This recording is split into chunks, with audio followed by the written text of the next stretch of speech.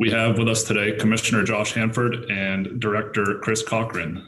Commissioner Hanford was appointed as Commissioner of the Department of Housing and Community Development by Governor Scott in 2019 and has worked in the department for many years prior to that. Director Cochran is Director of Community Planning at the Department of Housing and Community Development, which focuses on developing housing policy and helping municipalities, housing, jobs, and public services and facilities to residents. I hope I got those bios correct. Either you can jump in if I was off. Hearing nothing, I'll pass the Zoom mic to Commissioner Hanford and Director Cochran for opening remarks. Yeah. Thank you so much. Josh, you want me to start, or do you want to? Either way, Chris, I don't know if your video is off right now. I don't know if that's by design or mistake. Oh, no. It's off. Okay. There. How about that? That works. I can kick it off. I can just talk high level here. I'm happy to talk with folks. Housing is obviously in everyone's mind, as many of us have been home more than ever since this pandemic started. And it's been the housing crisis we have has been exacerbated by the pandemic. We have over 2,000 Vermont families in motels right now that are homeless. We have record high home sale and prices are going through the roof. And hardly any inventory. I'm very concerned about middle income Vermont families being completely priced out of home ownership in Vermont, and that this may take decades to sort of overcome. I know that we have not built the housing needed for decades. Really, the last time we had a housing boom or met the demand was in the 1980s. And so we've got a big hole to dig out of, and our situation has been made worse by the pandemic. With that all said, all that negative, I think there's a lot of opportunity before us. Talk a little bit more about that as we go on here, but there are substantial federal resources like never before that we could put towards housing, the housing we need now and the housing we need in the future to really help Vermont grow and thrive. And so I'll happy to talk more about that later. Thank you. Director Cochran. All right. I'm shocked and stunned that everybody wants to spend this lovely afternoon talking about Act 250, but you asked for it, so you're going to get it. A little about me, I have a confession to make. I'm not an Act 250 expert. I kind of got pulled into the Act 250 arena, kind of kicking and screaming. So I'm going to just make some high-level comments about how I got involved and a little bit of context on Act 250 in the legislature and some things that we're working on to kind of make housing more affordable in the right locations. But the focus of my work is kind of community revitalization, downtowns and village centers, these different state designation programs. The goal of these programs are to align our investments and our policies to ensure we have these vibrant centers. These centers are, underpin our quality of life, our economy, our brand. Even though we don't have a lot of tourists now, I do hope they're coming back, and I hope our downtowns are places that they are going to want to visit and where they're going to want to shop and then we're going to dine. For so many years, these were benefit districts. They were started around 2000, early 2000s, and they were basically business improvement districts. A lot of the buildings were run down in these centers. They really needed help. And many of them, the upper floors were vacant because they couldn't afford a sprinkler or an elevator system to install them. So we created these districts in many of our communities. We first started designating downtowns and village centers and neighborhoods. So we had all these designations in place. The major benefit for these programs were tax credits that boosted the quality of these buildings. For various reasons, we never really looked at them as a regulatory tool, but that over time that did change. Everybody more or less agreed in Vermont that these are places we'd like to concentrate development. It made sense because these have been places we've been investing in for hundreds of years. This is where our schools are, this is where our public buildings are, this is where our sewer and water systems are. They could receive more development than other areas, usually more cost effectively.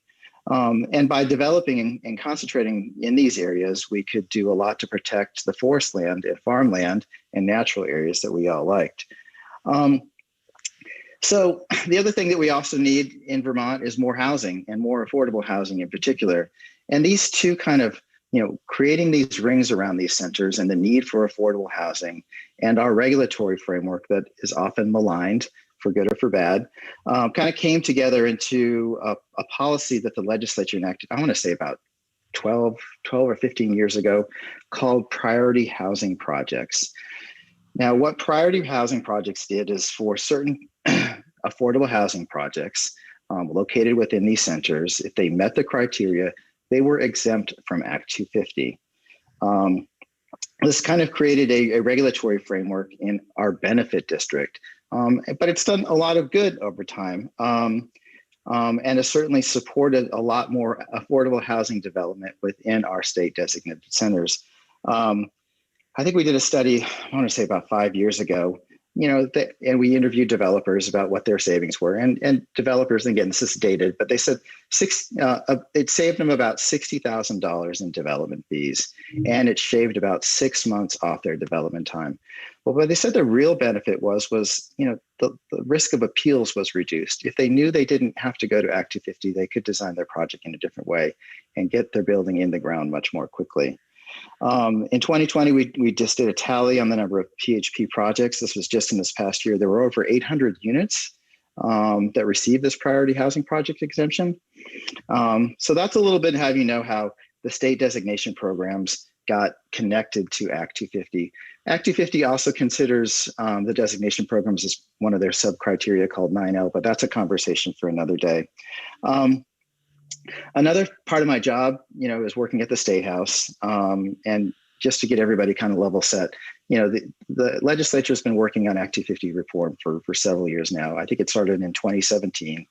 They appointed a blue ribbon commission, appointed several legislators to go out and study. There were all these stakeholder groups and conversations about how do we modernize Act 250. It had been on the books for 50 years. Many credit it for kind of saving Southern Vermont in particular from kind of rampant development that was brought to us by the interstate. But Act 250 had a lot of critics as well. And even the environmental community recognized it was time to kind of review the program and make some updates to it. Given the priority housing project framework was working, we said, hey, there's general agreement that these are areas that we'd like to invest in. These are good locations for housing. These are good locations to concentrate development. We floated this idea that we should say, let's exempt all commercial and housing development, not just affordable housing development within these centers. The environmental community generally thought that was a good idea, so long as it came with protections for the outlying areas. So, the farms and forests and natural areas that surrounded them. And more or less, we kind of came to terms on this basic framework. The House Natural Resources Committee took up the bill. While they spent a lot of time on it, they basically agreed to that whole framework, passed the House, and they added actually exempting village centers from Act 250 as well. And then COVID hit, and then everything kind of went sideways. The bill somewhat stalled. There were efforts to kind of pick up the conversation again, but we all learned that the Zoom context was really, really hard to explain complicated bills. And essentially it just ran out of momentum and stalled. We were working hard to recenter the conversation and refocus it. Everybody knows, not everybody, but the governor had an executive order to reorder and rearrange Act 250 and more modernize it. That was rejected by the legislature. There was a recent effort to bring the Act 250 discussion back on the table with an amended bill. I'm hopeful, Senator Bray, who is the Senate, the head of the Natural Resources Committee, is committed to picking up Act 250. And I do hope, once he's gotten through some of his work and past crossover, he will pick it up again. The other thing I want to mention, and this is, sorry, I'm droning on too much, is, Act 250 gets knocked all the time. It's an easy target, but there's also some important changes we need to make at the local level. Local zoning is not perfect either. And since we weren't making a lot of progress in the Act 250 arena, we did spend some time on tools to modernize local zoning. And I can talk more about the details of those later, but a bill was passed last year that supported smart growth housing development within centers.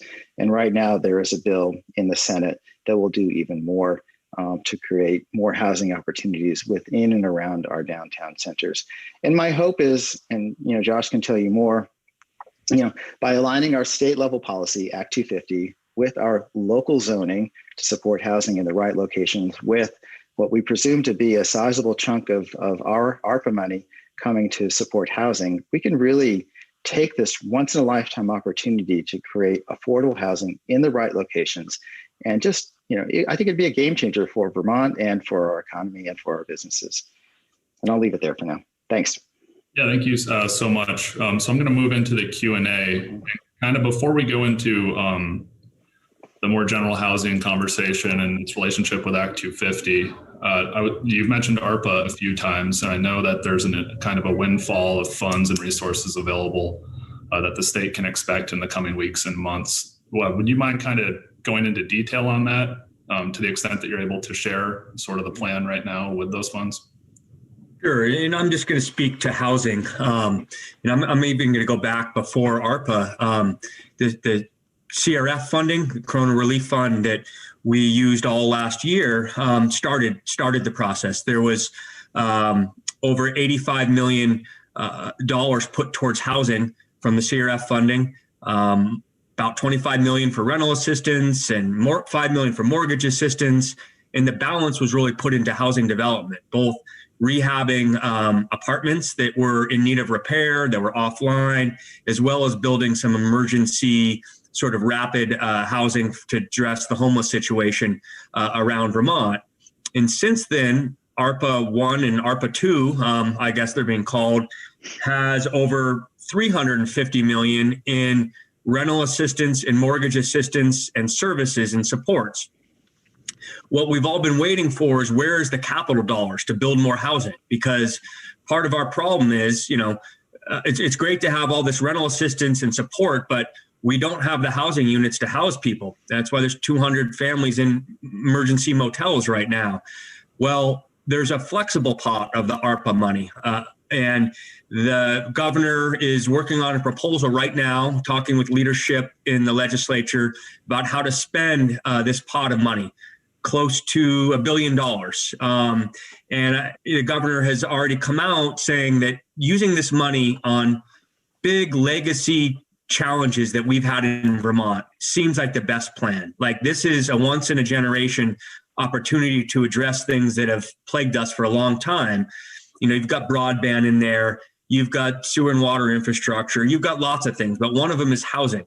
And so, I expect that the governor will be, proposing shortly a massive investment in a housing development, on the magnitude that we've really never seen before. And with the goal of trying to bring on 5,000 units of housing here in the next few years.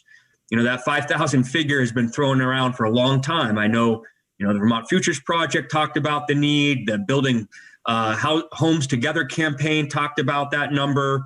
The most recent Vermont Housing Needs Assessment said we need about 5,000 new units. And so that's our goal. And it's both to address the really affordable housing needs and also missing middle housing.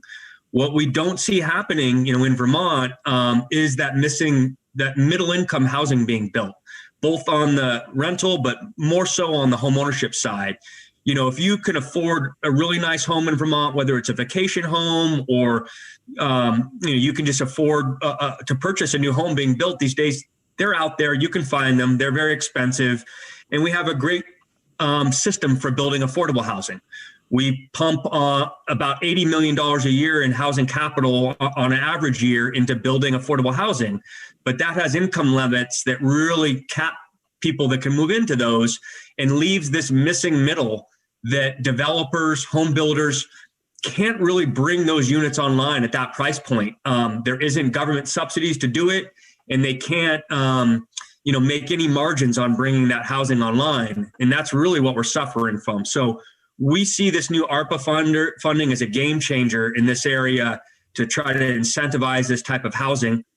The real challenge is, do we have enough contractors? Do we have enough tradespeople to do this work?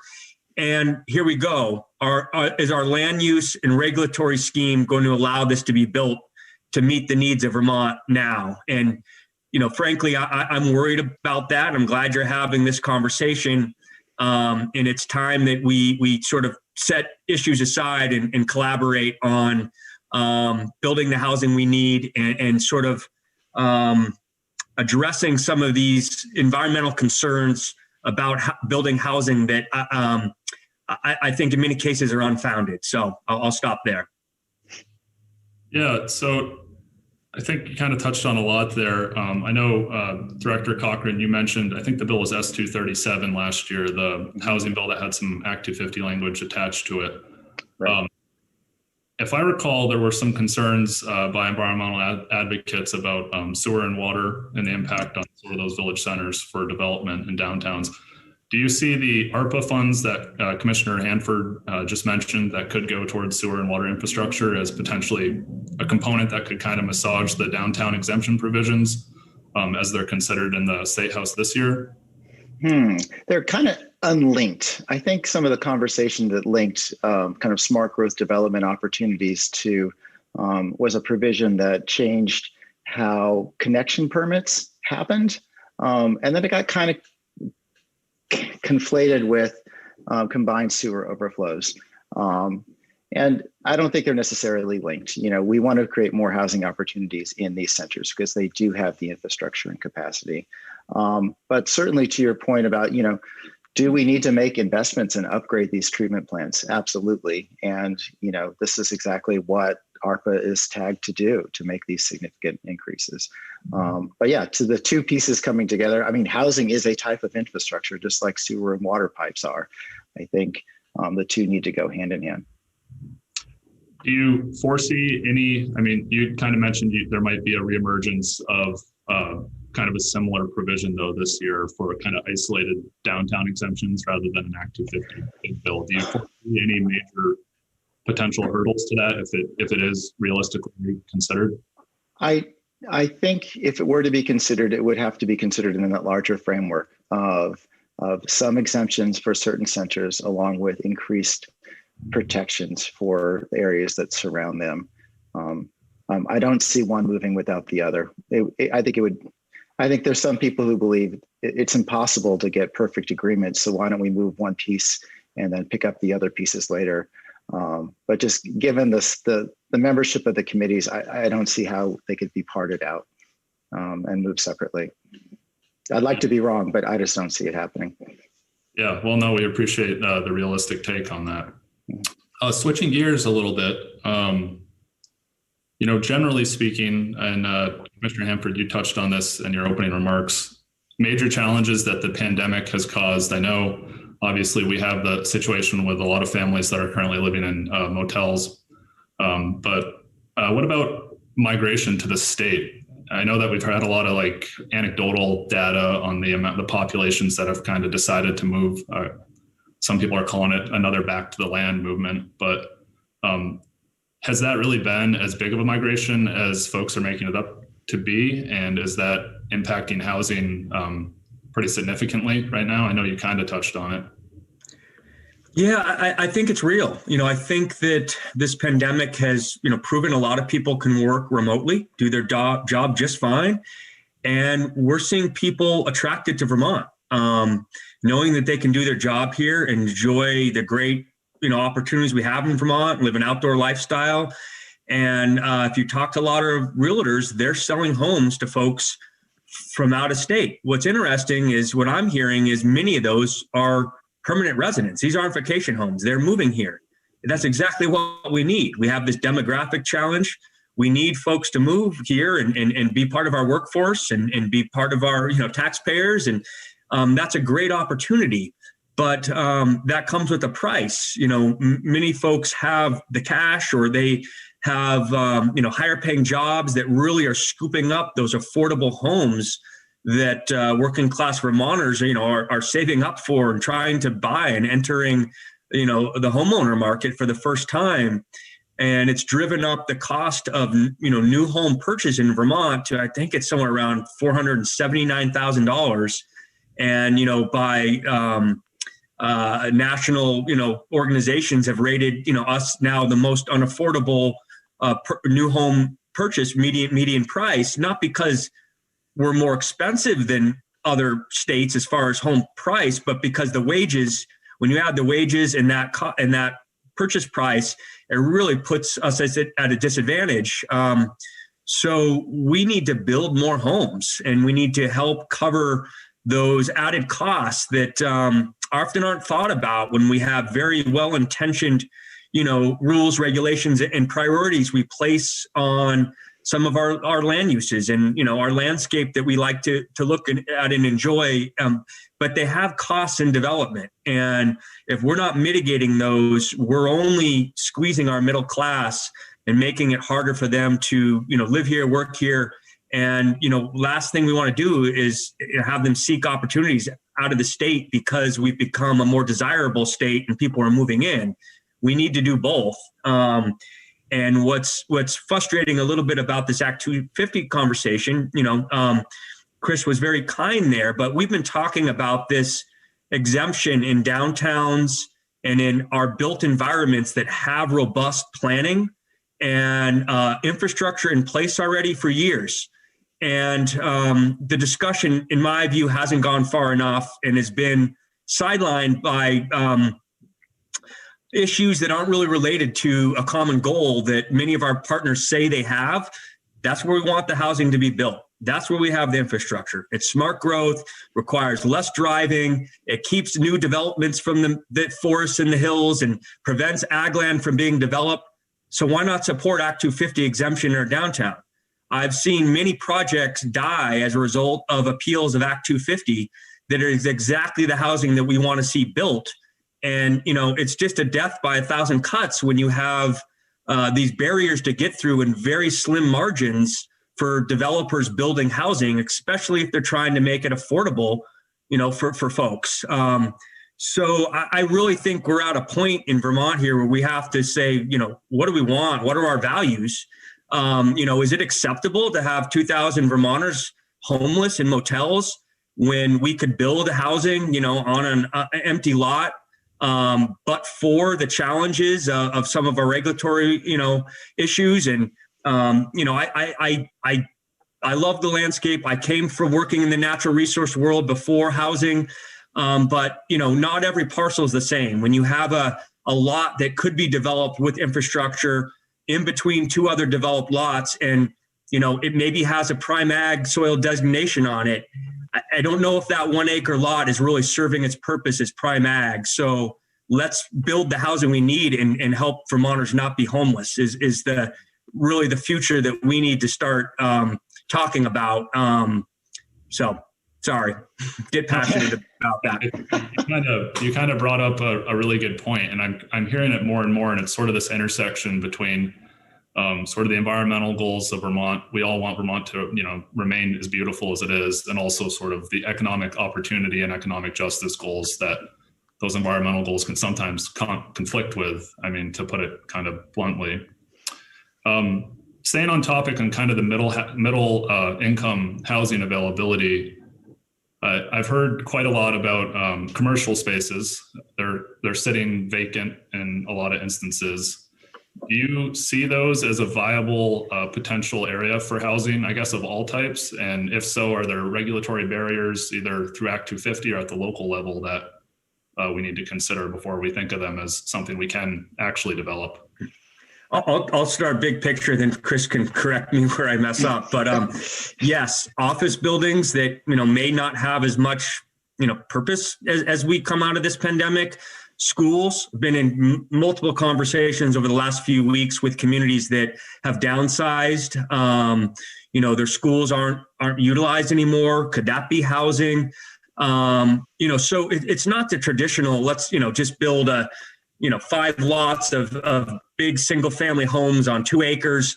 We need the modern housing that hasn't been built here, that other states have enjoyed, I think, more building in this area. And we can use these existing properties and convert them to housing and really meet multiple goals here.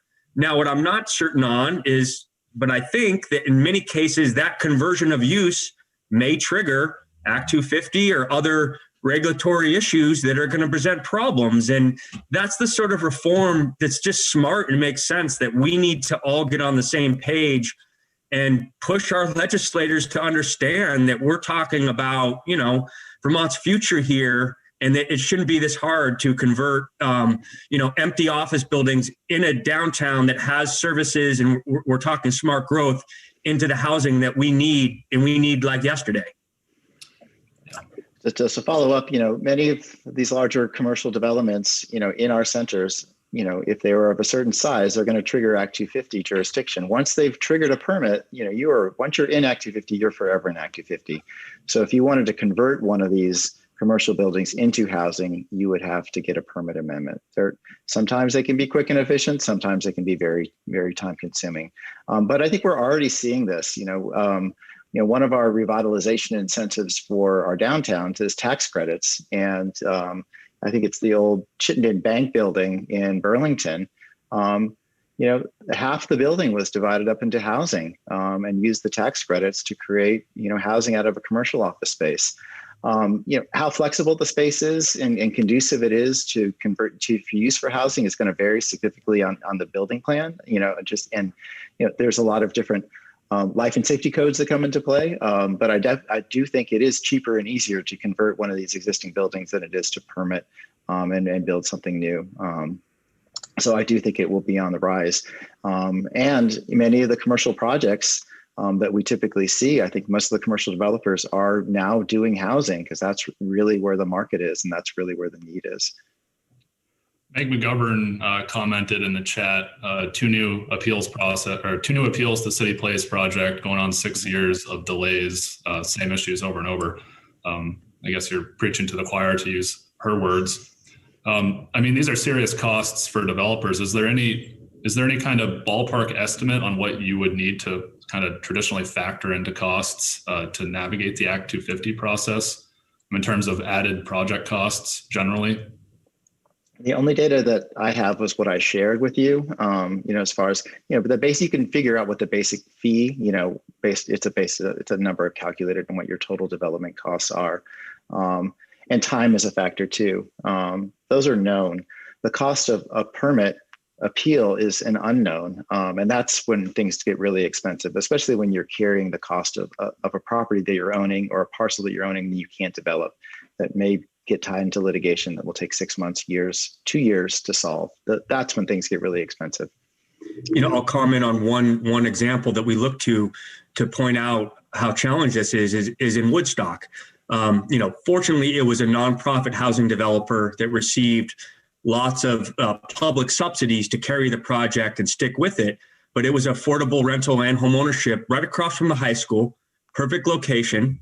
And it was delayed by appeals of a neighbor, Act 250, and it dragged on for, I think, 6 years and cost the project an additional $1 million on an $8 million housing project that, everyone in town wanted, everyone in town needed. And, all of us funders stuck with it because to give up would have, proved the point that this is how you beat, this is how you use environmental concerns to, keep people out that maybe don't have a house like yours, or you don't think, shouldn't be able to afford to live in your community. And I think that, we have to wrestle with that in Vermont and look at, some communities don't have, welcoming zoning for folks that maybe can't afford the predominant, size of home and lots. And Chris and his team have been working on that for years, and we've made progress, but there's more to go, more that needs to be done. Yeah. Abbott Stark writes in the chat, what are your thoughts on single family housing in our densest cities such as Burlington? Is the accessory dwelling unit law enough to meaningfully grow the city center and surrounding high, medium, low density neighborhoods, or is more expansion of zoning needed? Kind of an interesting question, but. Yeah, it's a great question. I think it's a good start. Accessory dwelling units are often seen as kind of a low-hanging fruit, an easy thing that you can change. And it will help some families, I think, help, create more housing where there otherwise wouldn't. But if you look at the economies of scale, to make the development costs of producing one unit, if you could do a duplex or a triplex, in that same building, the numbers just look a lot better. I think we can do more. And I think, there's nothing holding communities back from doing more. You don't need state intervention. Without getting into too much weeds, the state is a Dillon's rule state. So if the legislature enacts a change that changes the ADE laws, it is effective in all the communities in the state of Vermont. And that's what happened last year. It increased the square footage of these units. But communities can do more by themselves. This is just creates a floor, and we would encourage, and we've got lots of guidance and training that aims to help communities to do all they can to create more housing opportunities within these centers. Many of the communities, kind of touching on your initial comment about water and wastewater systems, they need more hookups to make these systems viable. And the way to do that is to increase the density. So I hope these are local decisions, but we hope more communities will look to that. And obviously, getting more people and more housing in your centers makes them more vital, active, and attractive places to live and visit and work. Yeah, and along that same vein, and going to kind of some of our smaller towns, Katie Raycroft Meyer wrote in the attendee questions, how can the state support small Vermont villages to develop small-scale affordable housing, using it for seniors to age in place, and as well as young families? Go ahead. I can take that one, Josh. And then, so in S101, which is a bill, it's poised, it's in third reading right now in the Senate. There's several provisions that would help our smaller communities. Chittenden County is blessed with a large development community that can do a lot of these projects, take on these housing projects. Small rural Vermont, waiting for somebody to save them, they're going to be waiting an awful long time. So what S101 does is create new tax credits to improve housing, and that could support, for instance, what I call overhoused, people living in a large house, one or two people living in a large house. Could they make multiple units within that house? Could they use a tax credit? And it also provides training to help people learn how to use these tools and take on a small development projects, because nobody's going to save them. It's going to be the people who live in those communities who wants to fix up that building down the street that's run down or create a unit within their house. That's how we are going to solve this problem. We can't wait for somebody else to come and do it. And so I do believe S101 as proposed has a lot of potential to help the rural parts of the state do something to improve the quality of housing stock and create more housing opportunities. It still has to pass the House, but we're so far so good. On its journey. So I skipped over a question, and I apologize to Janet Hurley, who asked, what do you think the likelihood that redevelopment of downtown floodplain areas would be included in the downtown program designations? Unlikely. We all learned from Tropical Storm Irene that it's really not a great place to live. But there were some provisions in, this was the House's version of Act 250 reform that talked about aligning our policies, so A&R policies and state policies for downtown development within centers. For an example, like Montpelier is a community that does flood frequently in large storm events. But adding a house where there is a parking lot, so long as it doesn't encroach any closer to the river, may be a good idea. And there was language in that bill that talked about aligning these policies. You can build safely and develop within these centers and increase the housing opportunities, but you just have to do it in a smart way. So it really depends on how it's crafted. But I think generally, learning from these storms, you don't want to build new housing that puts people at risk, but it can be done carefully and thoughtfully. So it's one-off site-by-site analysis of where these opportunities will be. Switching gears a bit, and it was a question that kind of came up in some of our attendee registration comments. And it's also been a topic that's been brought up a number of times in the legislature. I know that there are kind of wide discrepancies in terms of BIPOC housing ownership and land ownership in the state. And I'm curious as to what the department is doing to try to kind of address those discrepancies in a direct way. Yeah, that's a great question. In the governor's proposal that I worked on, and it's making its way through the legislature, both the House and Senate side, to do more investment in housing, both rental, but on the home ownership side, there's a set aside for the BIPOC community to help folks move into home ownership. Vermont is a very high home ownership state. I think it's about 72%, but that's for white Vermonters. The BIPOC community has a much lower home ownership rate. And recognizing that this is a real issue, we need to tackle it head on, make those opportunities available, provide extra incentives, extra outreach to make folks aware of the funding that exists and target that community for access to home ownership. And, the governor is going to keep working on this. We work closely with Susanna Davis and the Racial Equity Task Force on developing some of these policies. And I think when the governor announces even more ARPA money related to housing development, this will be another focus, as well as even in business incentives and support for job training and other economic development proposals. It's upon us to be proactive about this and make sure it's in every one of our proposals. And that's what we're trying to do. There's going to be more work to be done on this in the future, and it's going to take some time. One, we don't have much affordable housing stock. We need to build it, and we need to target some of these programs to those groups so they have access. Along that same thread, we had a question, and I apologize, I can't see the name of the person who asked it. Should we have more regional affordable housing groups that work with employers to solve housing issues? Do we need more inclusionary zoning? I guess that's kind of a broad question, but to what extent are you all partnered with kind of local housing groups?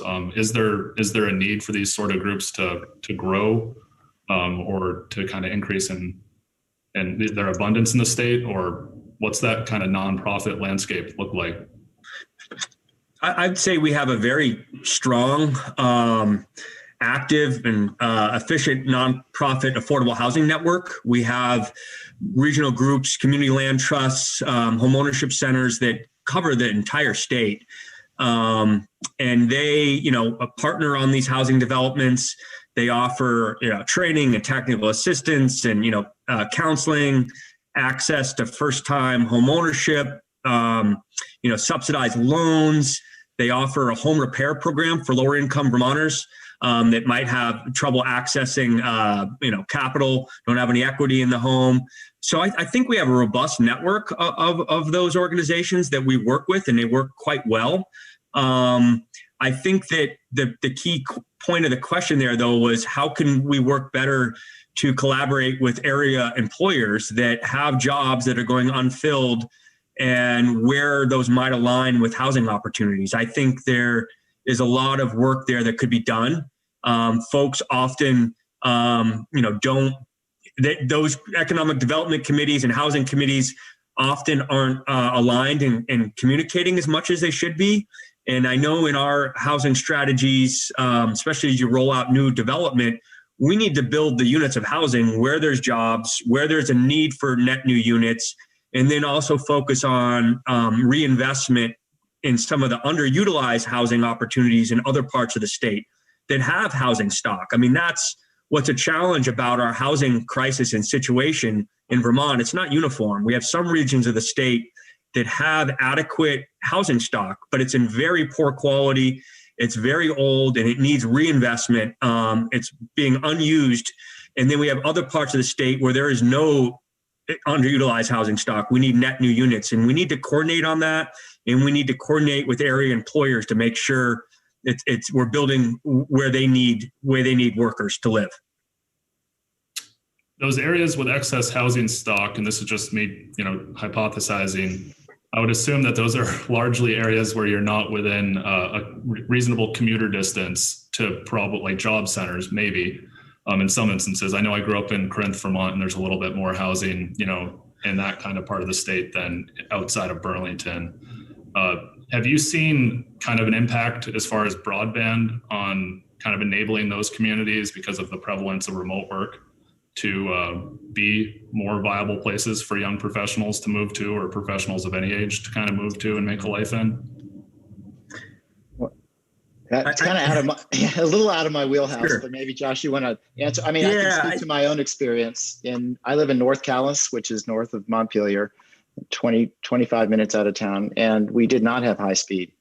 And, the realtors were asking questions, like, do you want to sell your house because the market was hot? And they said, how fast is your broadband? It's something that these two pieces have to happen. But I think it will take time for the broadband and the housing improvement to occur. Yeah, I think it's definitely part of the puzzle, but it's not the entire piece. I mean, we have, communities like Springfield, which have fastest broadband in the state, and they have, some would argue more adequate housing stock than other parts of the state. And Rutland has more housing stock, and it's not like there isn't jobs there. There's unfilled jobs at their major employers as well. I think that there's definitely this pull towards Chittenden County. And then, parts of Franklin and parts of Washington County and parts of Addison County.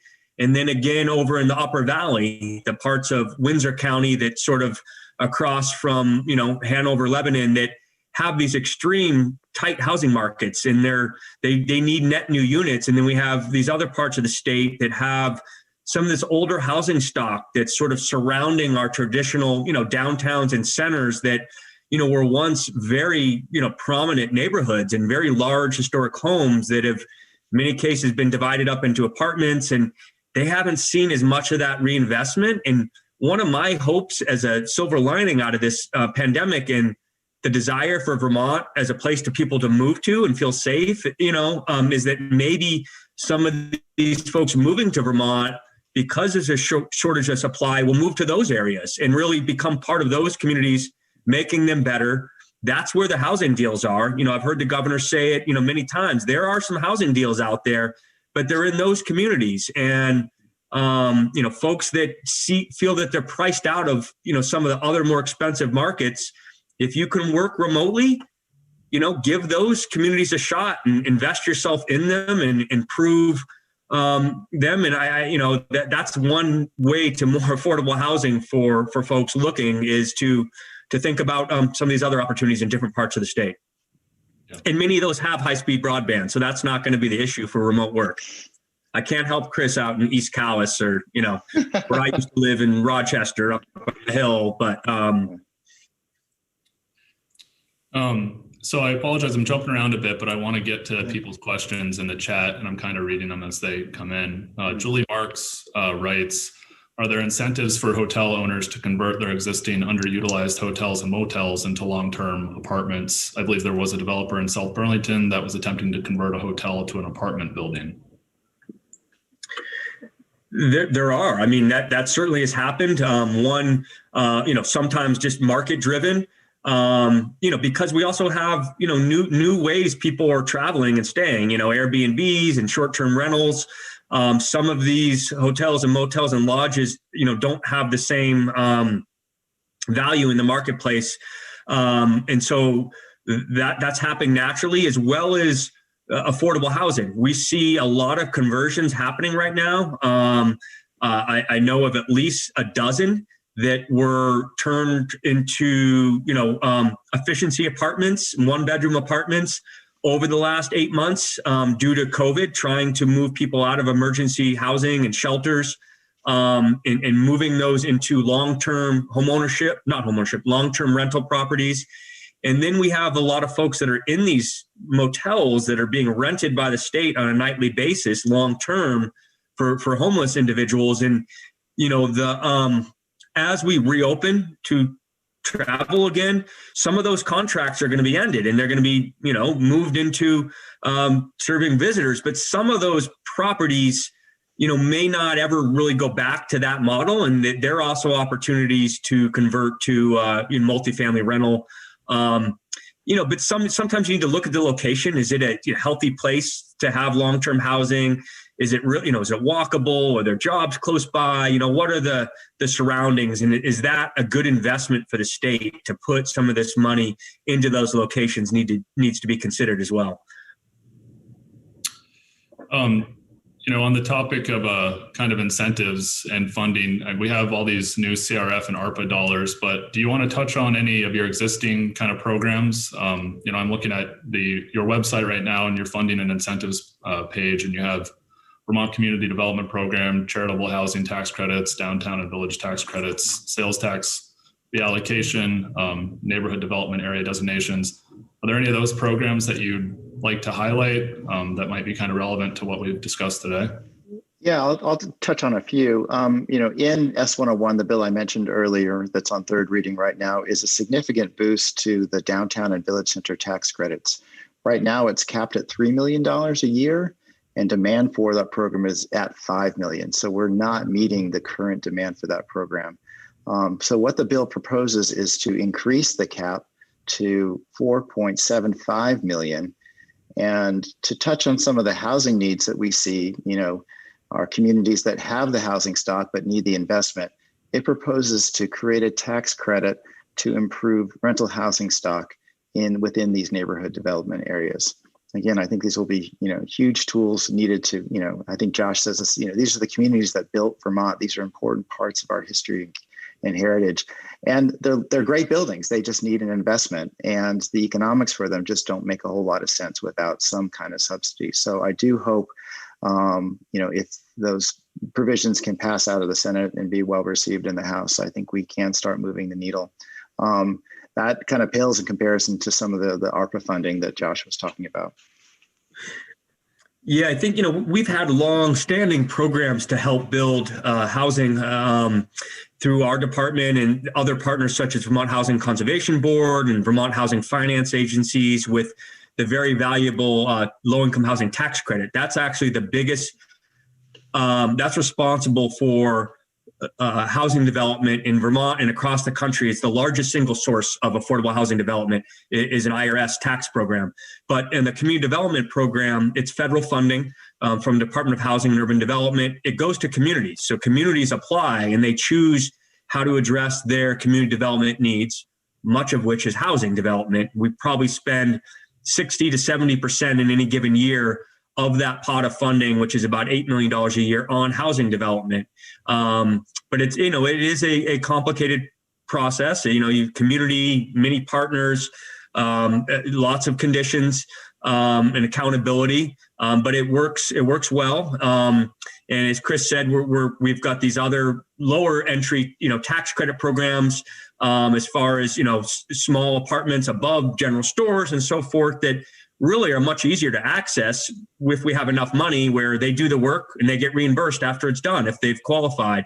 But we have more tools coming, I think. And the challenge is, can we step up and coordinate all the permits needed? I saw comments about, A&R water hookup and sewer.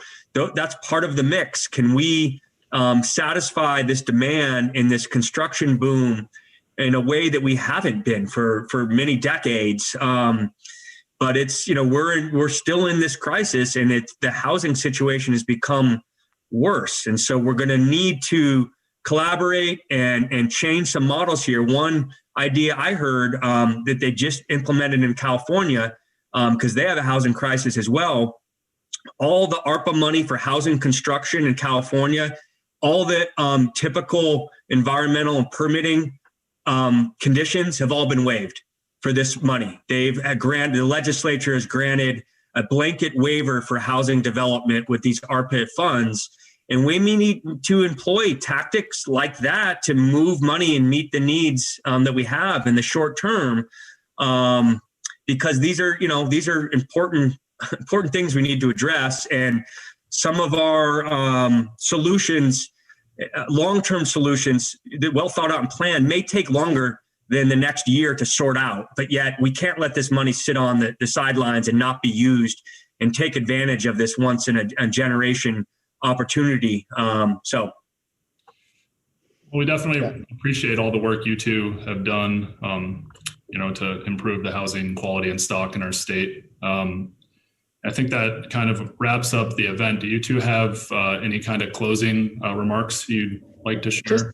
Just to pick up on something that Josh was talking about, since we have money for housing, it'd be great to invest it in the housing. Most permits do get approved in the end, but it does add a lot of time and cost, a lot of soft cost to development. And it would be much better to put as much of this new opportunity money in the buildings. Those are lasting improvements that will really make a difference in people's lives.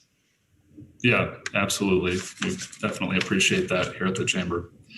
So that wraps up the event for today. Another big thanks to both of you for participating. We hope that you can join us in the future. Today marked the final event of the virtual policy series. Every Friday afternoon, starting in January, we send out a legislative update called State to Maine. If you aren't receiving one of those, drop your email in the chat or send us a note and we'll make sure you do receive it in the future.